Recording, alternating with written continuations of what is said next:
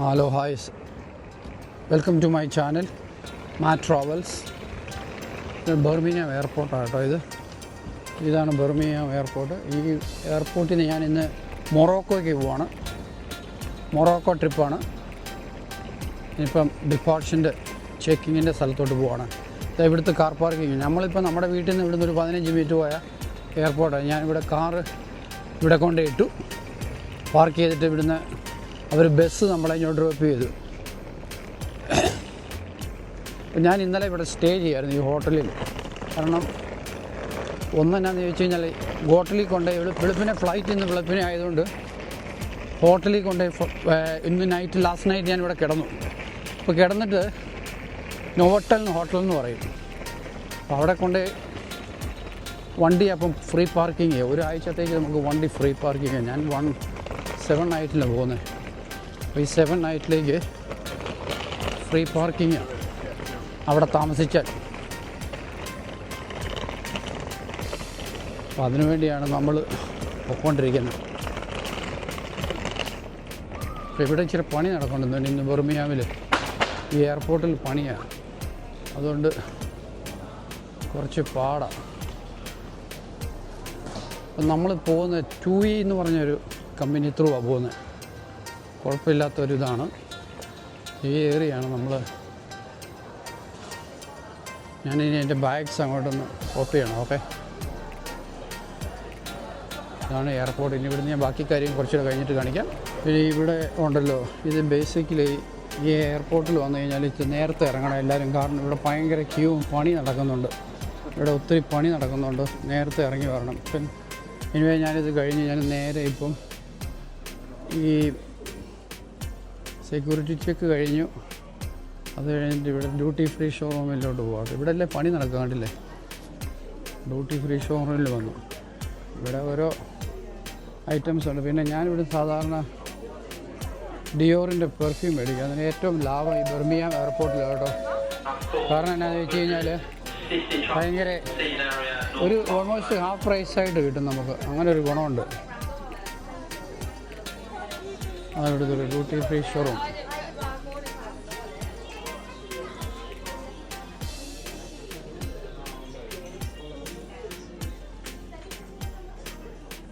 പിന്നെ ഒരു കാര്യം ഞാൻ നിങ്ങളോട് പറയാം. കള്ള് മേടിക്കുന്നെങ്കിലും ഇവിടുന്ന് മേടിക്കുന്നതിനെക്കാളും നല്ലത് പുറത്തുനിന്ന് അസ്തയെന്നും ടെസ്കോയിൽ നിന്നൊക്കെ കള്ള് മേടിക്കുന്നത് എപ്പോഴും ലാവും.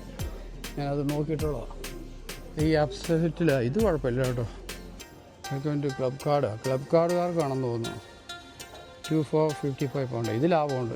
ചില കള്ളുകൾ നമ്മൾ കമ്പയർ ചെയ്ത് കഴിയുമ്പോൾ പൈസ വെച്ച് കമ്പയർ ചെയ്യുമ്പോൾ കൂടുതലും ലാഭം പുറത്തുനിന്ന് മേടിക്കുന്നതായിരിക്കും. UK ഉള്ളൂ കേട്ടോ. മറ്റുള്ള കൺട്രിയിലൊക്കെ പോയി നോക്കുമ്പോൾ അവിടെ വില കൂടുതലാണ്. ഇതിനൊക്കെ നല്ല വിലക്കുറവുണ്ട്.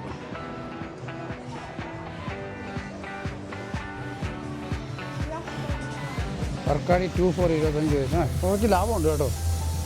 ചിലപ്പോൾ നമ്മൾ വരുമ്പോൾ ഭയങ്കര പ്രൈസായിട്ട് തോന്നും ഇവിടെ.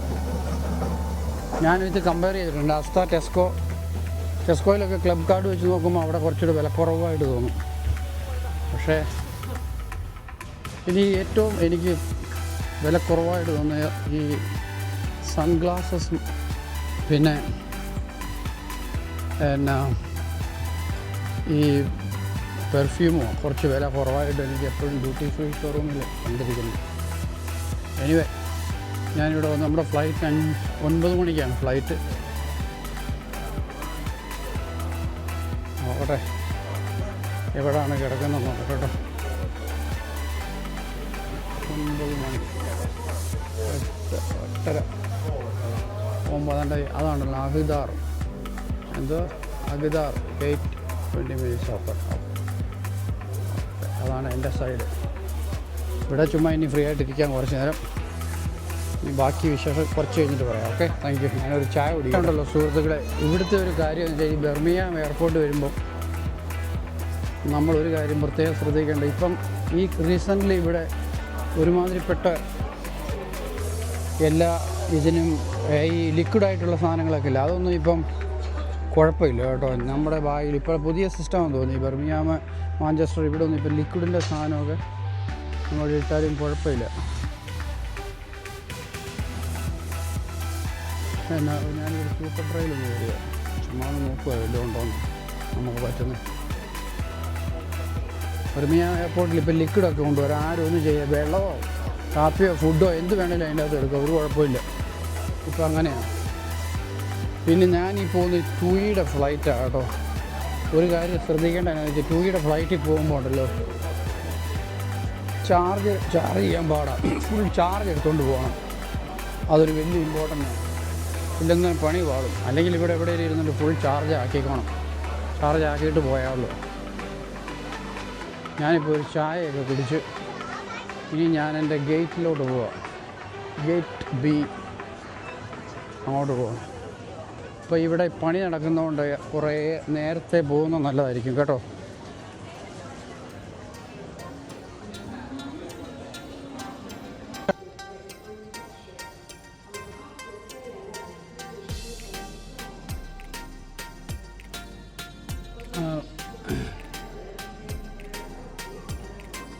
ഇതാണ് ഇവിടുത്തെ റൺവേ. എനിക്കൊന്ന് ഈ ബർമിയാം എയർപോർട്ടിൽ 2 റൺവേ ഉള്ളത്.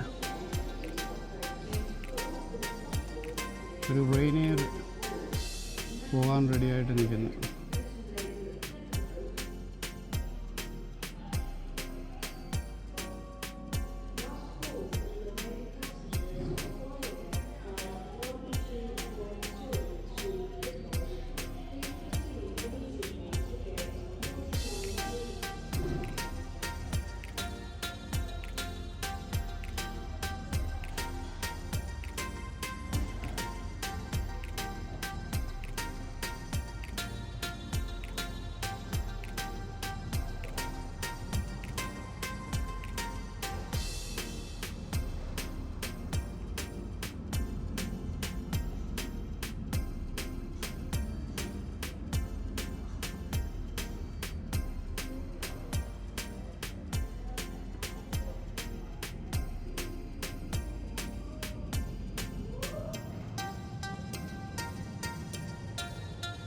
വേറൊരു റെയിനിയർ ഇവിടെ വന്ന് താഴ്ന്ന് ലാൻഡ് ചെയ്യുന്നു.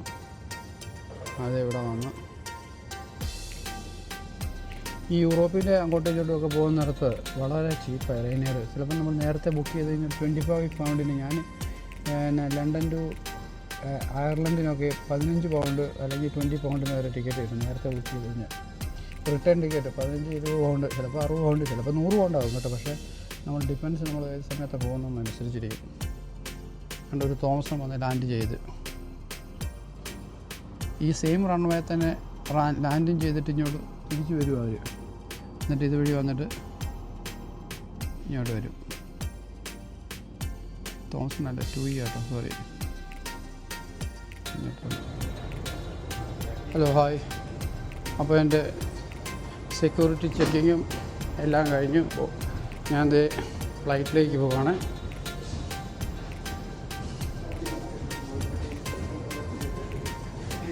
17 എൻ്റെ ടിക്കറ്റ്.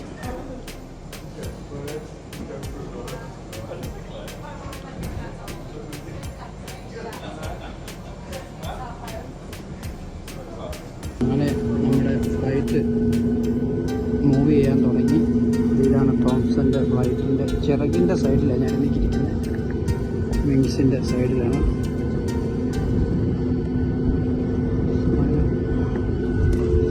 സിഗ്നലിന് വേണ്ടി വെയിറ്റ് ചെയ്യുക. ആ കാണുന്നതാണ് റൺവേ. മുമ്പ് ഞാൻ അവിടെ നിന്നെടുത്ത് ഫോട്ടോ ആ കാണുന്ന ബിൽഡിങ്ങിൻ്റെ സൈഡിൽ നിന്ന് മുമ്പെടുത്ത് മെയിൻ റൺവേയിലോട്ട് പോവാം.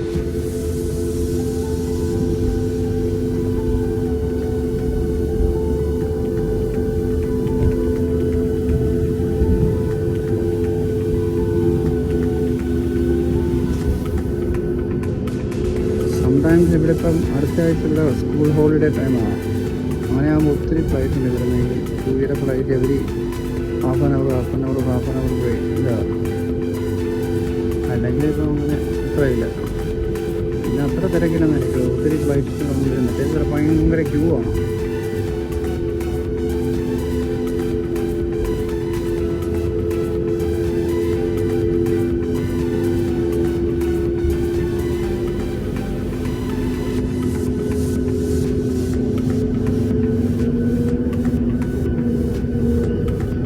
ഇതൊരു ടോട്ടൽ 2 ഇഞ്ചിൻ്റെ ഒരു ഫ്ലൈറ്റാണ്. ഒരു പ്രീമിയം ഫ്ലൈറ്റാണ്, മീഡിയം ഫ്ലൈറ്റ് കേട്ടോ. അത്രയ്ക്കും വലിയ ഫ്ലൈറ്റൊന്നും അല്ല ഇത്, അത് ആവറേജ്.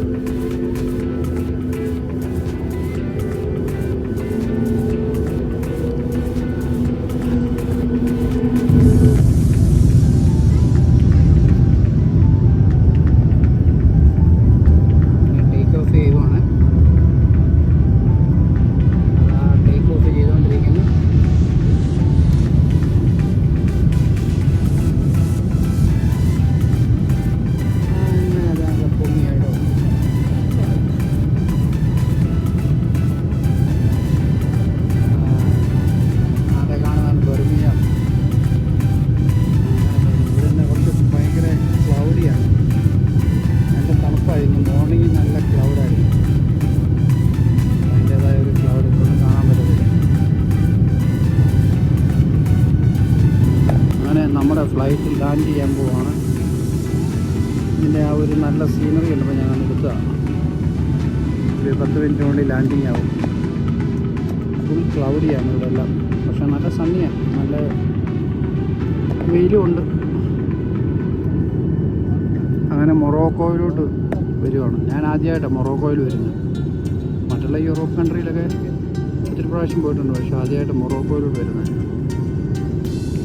അപ്പോൾ ഇന്ത്യൻ പാസ്പോർട്ടുള്ളവർക്ക്, വിസ ഇല്ലാത്തവർക്ക് വളരെ ചീപ്പായിട്ടുള്ളൊരു ഹോളിഡേ ഡെസ്റ്റിനേഷനാണ് ഈ മൊറോക്കോ. വിസ വേണ്ട, ജസ്റ്റ് ലോഗിൻ ഇതിൽ ഓൺലൈനിൽ വിസ എടുത്ത് മൊറോക്കോയിലോട്ട് വന്നു കഴിഞ്ഞാൽ 1 വീക്കോ 2 വീക്കോ നമ്മുടെ പിള്ളേരെ UK ഹോളിഡേ അനുസരിച്ച് വന്ന് എൻജോയ് ചെയ്യാൻ പറ്റുന്ന ഒരു കൺട്രിയാണ്.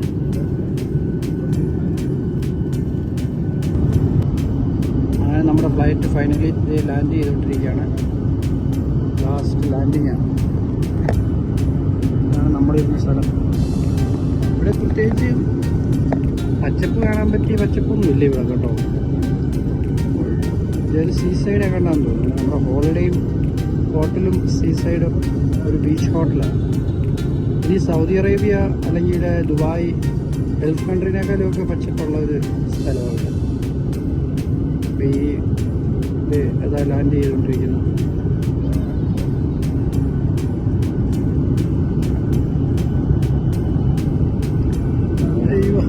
അങ്ങനെ ലാൻഡ് ആയി. വെരി നൈസ്, സ്മൂത്ത് ലാൻഡിങ് ആയിരുന്നു. ഈ പൈലറ്റ് എനിക്ക് ഇഷ്ടപ്പെട്ടു. കാരണം ഒരു അനക്കമോ ഒരു പ്രശ്നമോ ഒന്നുമില്ലായിരുന്നു. സാധാരണ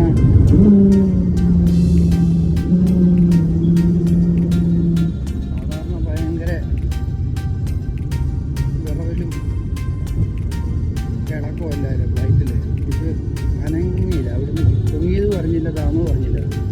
അതുകൊണ്ട് വലിയ ഡിസ്റ്റർബൻസ് ഇല്ലായിരുന്നു.